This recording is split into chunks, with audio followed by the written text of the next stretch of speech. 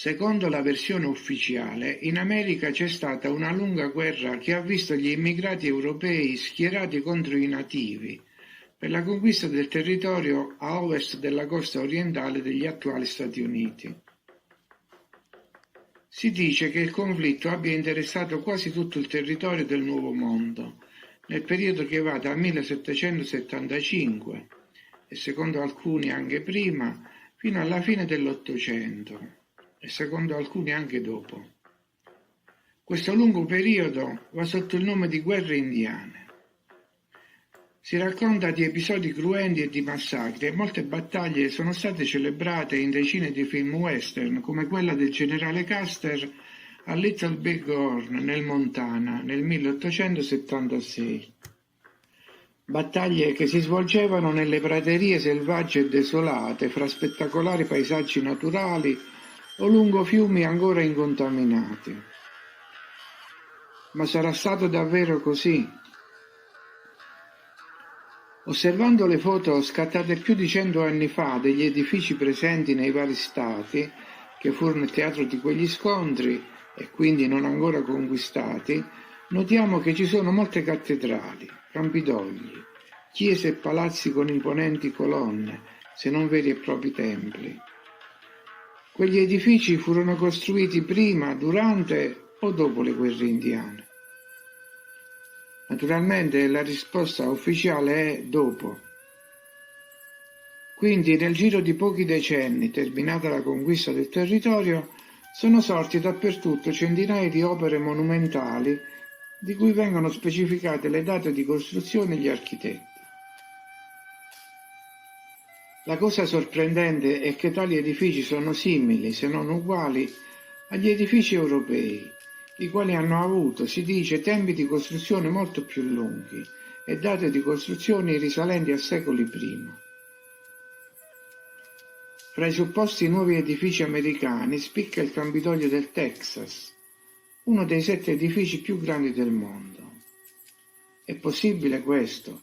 Cioè che, mentre in Europa era scomparsa la tecnologia per costruire opere complesse, come le chiese con cupola simili a San Pietro e le cattedrali gotiche, ritroviamo questa capacità in America, dove aveva continuato ad alimentarsi nonostante le guerre. E questa volta, parlando di guerre, non mi riferisco solo alle guerre indiane, ma a 3 tipi diversi di guerre. Ricordiamo infatti che in quel periodo, spesso contemporaneamente, si sono combattute la guerra di indipendenza dal dominio britannico, che si svolse per lo più a est, dal 1775 al 1783, quella di secessione contro gli stati del sud, negli anni dal 1861 al 1865, e quella per spostare la cosiddetta frontiera a ovest e sud-ovest contro gli indiani. Ma erano davvero gli indiani selvaggi che venivano combattuti? Erano davvero i sudisti schiavisti quelli da eliminare? Ritornando alle guerre indiane, in questo video ho cercato di collegare monumenti e palazzi ai luoghi degli scontri nei vari stati e alle etnie allora presenti. Poi ognuno potrà trarre le proprie conclusioni.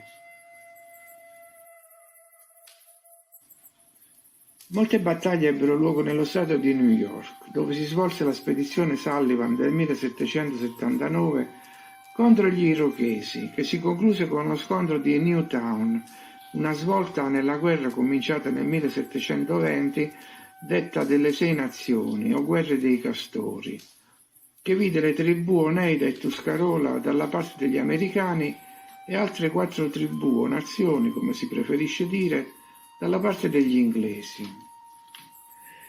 Nel 1794, in seguito, ci fu la vittoria americana di Fort Miami nella guerra contro i Chickamauga e i Cherokee in Ohio. E lo stesso anno la battaglia di Fallen Timbers. Più tardi ancora, a prosieguo della guerra contro Tecumseh, ci sarà la battaglia di Tippecanoe nel 1811, sempre in Ohio. Le guerre si spostarono in seguito lungo il Mississippi Nella Carolina del Sud si era già svolta la battaglia del fiume Kiowa nel 1776.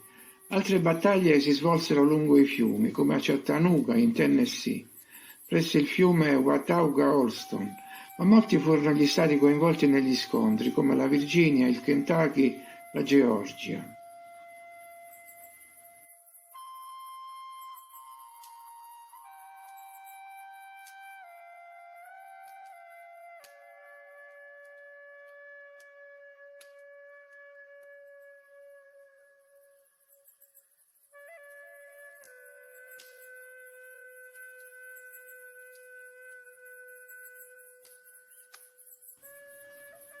Quattro trattati furono firmati a Tellico, in Tennessee, nel 1798 con i Cherokee e poi altre decine di trattati con i Creek e gli Shawnee.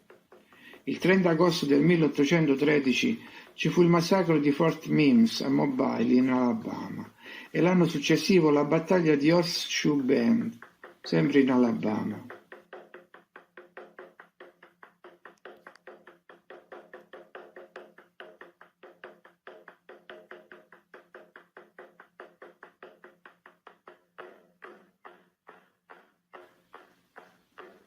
Nel 1818 ci fu la prima guerra seminole in Florida e mano a mano tutte le nazioni indiane vennero sconfitte e ridotte nelle riserve. Qualche tribù cercò di resistere e le battaglie si prolungarono fino alla metà dell'Ottocento, come quella di Little Rock Creek nel 1858 contro i Comanche in Oklahoma o contro gli Apache in Texas.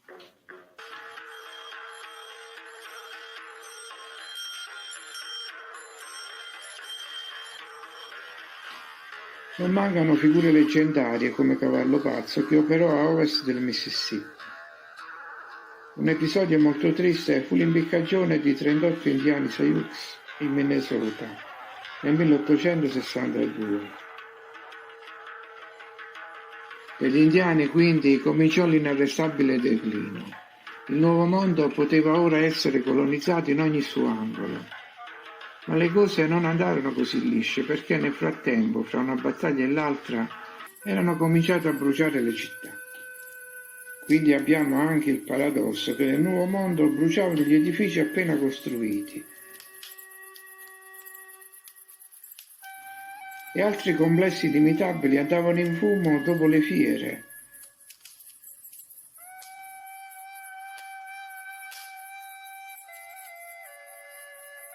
E molti altri ancora furono smantellati entro pochi anni dalla loro costruzione.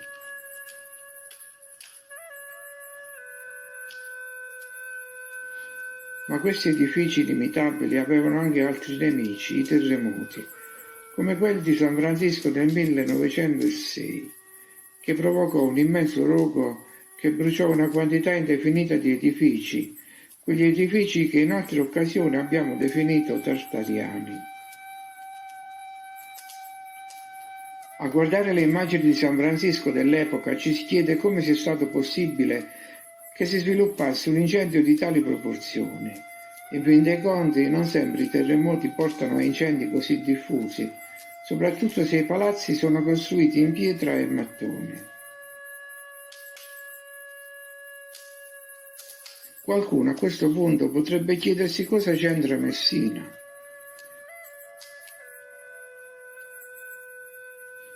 È come se ci fosse un filo conduttore che lega tutti questi eventi. La città siciliana pare un compendio di quanto detto finora, perché anche qui abbiamo un terremoto a cui fa seguito un vasto incendio.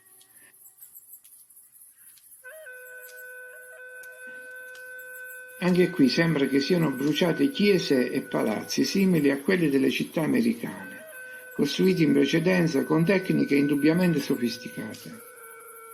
Insomma un bel rebus, guerre contro qualcuno, incendi devastanti, scomparse di palazzi maestosi, costruzione accelerata di altre. Concludo con le rappresentazioni dell'orologio del Duomo di Messina, il più grande e complesso al mondo, elencate su questa vecchia cartolina. L'orologio ricorda il carillon di Monaco di Baviera, il Glockenspiel, e anche il meccanismo del carillon della Cappella San Severo.